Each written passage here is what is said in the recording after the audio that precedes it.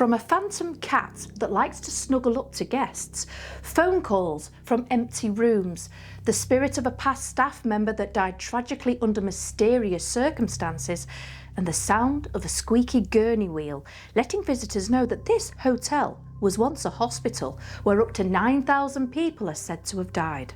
Welcome back, dissectors, to another haunted location, and this time we're going to delve into the dark history and hauntings of the Jerome Grand Hotel in Arizona, a property that used to be the United Verde Hospital. At first glance, you would think that this hotel was nothing short of breathtaking, with its fantastic views, which can be taken advantage of from its many windows or long balconies. But like many haunted places, there is often a dark history hidden away in the background that tells a completely different story, one that scenic views can't distract you from. So let's take a little look at the dark history that brought about so many unexplained events and tales of the paranormal. Originally built in 1926, it served as a hospital for the local community until 1950.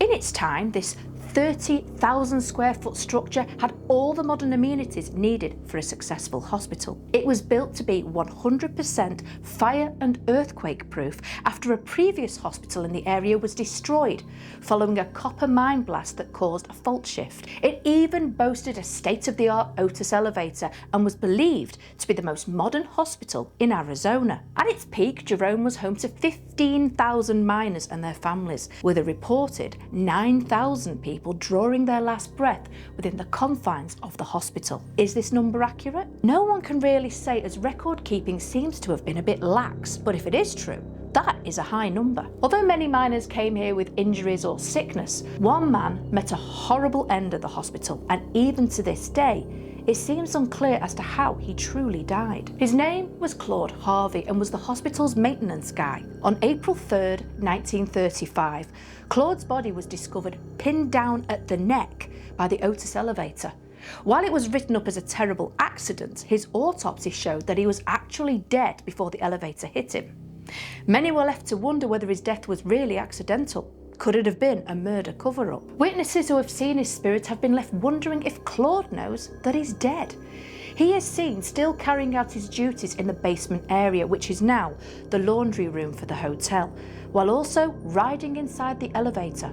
Many feel that due to the uncertainty of how Claude died, it may be feeding his spirit's energy and activity. When the mines closed in the area, this once bustling town went from a population of around 15,000 to less than 100 people, which had it narrowly avoiding ghost town status. The Phelps Dodge Mining Company hired a man called Manoah Hoffpower to keep the vandals away while the building was empty, and sadly, it didn't end well for him. His body was discovered hanging from a steam pipe in what is now the boiler room.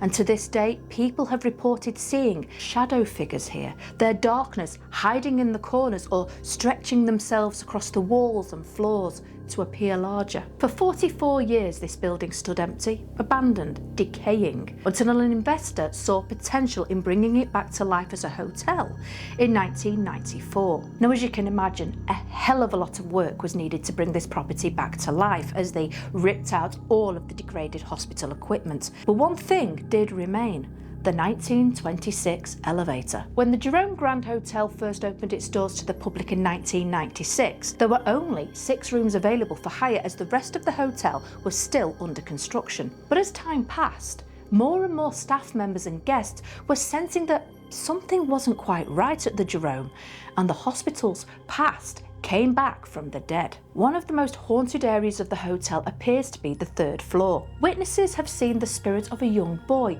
who is maybe 4 or 5 years old, running up and down the hallways, sometimes laughing and having fun, other times sobbing. But he is not contained to just the 3rd floor hallways, as guests have also seen his spirit sitting at the foot of their bed in this area, as well as the 4th floor. Also on the 3rd floor, people report the sound of a baby crying often, along with the smell of baby powder and zinc oxide. The sobbing can be quite alarming, and many guests to the hotel have rang reception to report the sound, but there's nothing the staff can do. the crying is coming from an empty room. Another spirit seen in this area is that of a bearded man who can be heard coughing or struggling with laboured breathing. No one knows who he was in life, sadly, and we can only hope this comes to light one day. But the most active spirit on the 3rd floor is a cat. Yes, this feline bundle of love likes nothing more than cuddling up to unsuspecting guests as they try to sleep. But it doesn't stop there. This small animal also enjoys brushing up against people's legs and has been seen by many as an outline on their beds.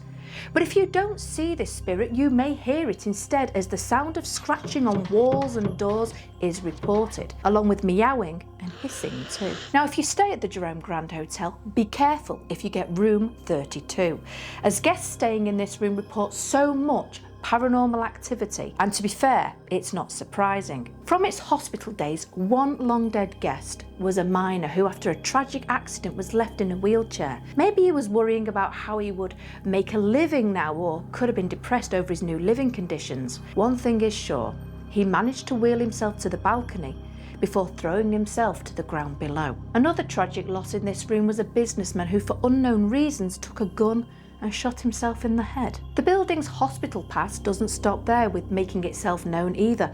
People have heard a squeaky gurney travelling up and down the hallways.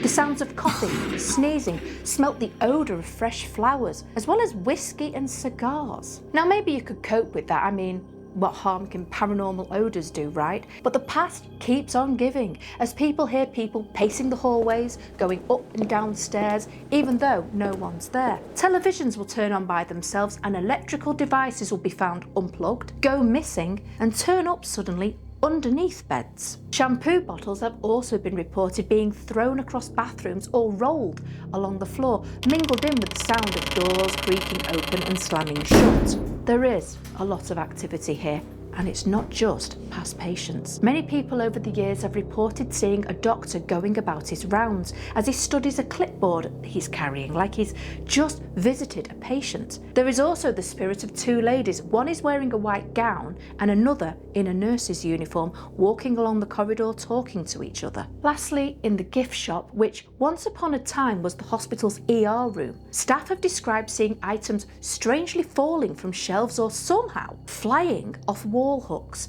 Now that must be scary as hell, but more alarming is what happens to the people working at the front desk. Members of staff here will not only take calls from guests and people making inquiries, but also from vacant rooms. They describe hearing low, disembodied voices speaking to them from the other end of the line. But when the calls are investigated, the rooms are found completely empty. I wonder what they're trying to communicate. Hopefully they're not asking for more towels or other toiletries, as they are in for a long wait. The hotel is not open to explore by non-staying guests, but if you are wanting to visit, you can enjoy the hotel's restaurant called Asylum, which is quite apt for a name if I do say so myself. You can also find a notebook at the lobby desk which is full of the experiences of past guests that they've shared. Worth noting here, which might give you an insight into how haunted this hotel is, they are said to be on their 5th or 6th 300-page book of accounts since 1996. Now that is some serious activity. So what do you think of this haunted location?